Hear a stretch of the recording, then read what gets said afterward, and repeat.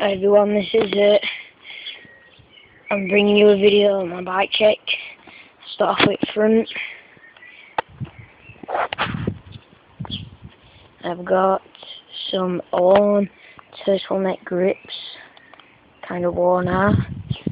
Got some proper barings, and some stock black label bars, and a stock stem. I've got an Odyssey front tyre. There we go. Stock rim, black label, stock hub. Frame is a Mirraco number 7.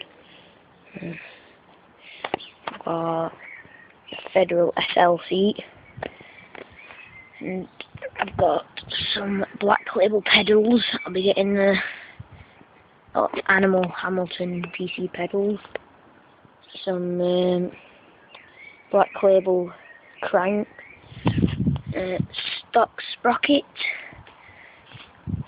I've just got a stock seat post integrated seat clamp,